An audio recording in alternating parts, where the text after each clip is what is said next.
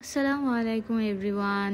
আমি একটা simple mini dessert decoration idea আপনাদের সাথে শেয়ার করছি। এটা আমি অনেকবার বানিয়েছি। নর্মাল যে আমরা কাস্টার্ড বানাই সেটার মতো করে একটা কাস্টার্ড রেডি করে আমি এটা নর্মাল ফ্রিজে রেখে দিয়েছিলাম। আর হচ্ছে কি আমি যে আমাদের যে লাচ্ছা সেমাই যেটাকে বলে ওইটা আর কন্ডেন্স মিল্ক আর চিনি দিয়ে আমি একটা নেস্টের মতো লাইক পাখির বাসার মতো করে করে বানিয়ে এটাও নর্মাল ফ্রিজে আমি রেখে দিয়েছিলাম সেট হওয়ার জন্য।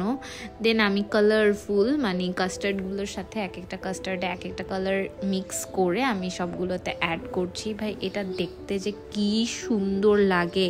এখন হয়তো একটু মেসি মেসি লাগছে, বাট এটা খেতেও অনেক মজা। মানে খেতে কেন আমি বলছি এটা মজা, মানে নিচেটা একদম ক্রিস্পি থাকবে, মানে নেস্টটা একদম ক্রিস্পি কচকচ করবে, তার সাথে যে আমরা উপরে যে কাস্টার্ডের মতো যেটা আমরা খাবো মুখের মধ্যে মনে হবে এক একটা বম, মানে অনেক মজা লাগে। এটা আমার অল টাইম ফেভারিট। আমি অনেক আগেও ঈদের মধ্যেও বানাই। তো আমি এই সেমাইটা খুব একটু ঝামেলা হলেও মানে খেতে খুবই মজা আর দেখতেও খুব সুন্দর, মানে কাপকেকের মতো লাগে এক একটা সাইজ।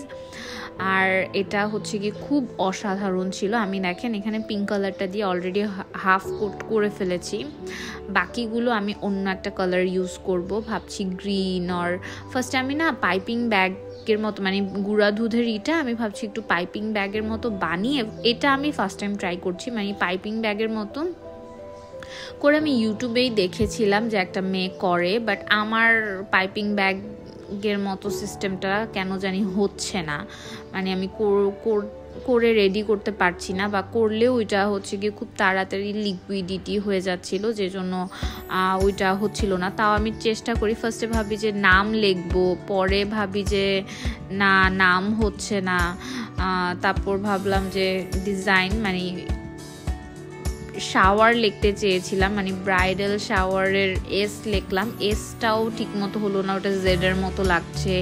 এইচ, তারপর ভাবলাম যে এইচ দেই, এরকম করে করে আসলে এটা আমি একটা প্রোগ্রামের জন্য বানাচ্ছিলাম, সবাই খাবে, আমার ফ্রেন্ডরা আসবে এই জন্য। তো দেখলাম যে কোনোটাই হচ্ছে না, তো বুঝলাম যে এক এক রকমের ডিজাইন করি। এইচ লিখলাম, এই যে মানে এবার এক এক রকম ডিজাইনই হয়েছে। তার উপরে আমি আবার ট্যাশোনাট দিয়ে ঠিক করব, মানে নাটস দিব, তখন দেখতে আরও সুন্দর লাগবে। পরে মনে হলো কি না আসলে উপরে এরকম ডিজাইন হওয়াতে আর একটু ফুটেড হয়েছে আসলে দেখতে। আর এইবারেরটাতে দিব আবার পিঙ্ক কালার, মানে এটাতে আমার ইচ্ছা ছিল আবার পিঙ্ক কালারটা দেওয়ার, পরে কি করে আমার মানে মনে নেই, ওইটা আর দেওয়া হয় না।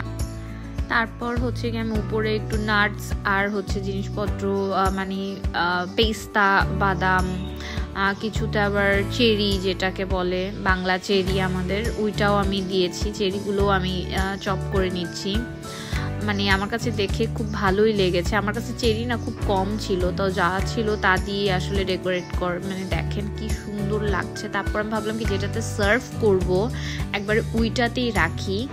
এটা আসলে সবাই যারা খেয়েছে তারা সবাই খুব প্রশংসা করেছে, এই জন্য আলহামদুলিল্লাহ। আগে আমার বোনদেরকেও খাইয়েছি, ওরাও অনেক প্রশংসা করেছে। আজকের এই ডেজার্ট রেসিপিটা এখানেই শেষ করছি। আল্লাহ হাফেজ।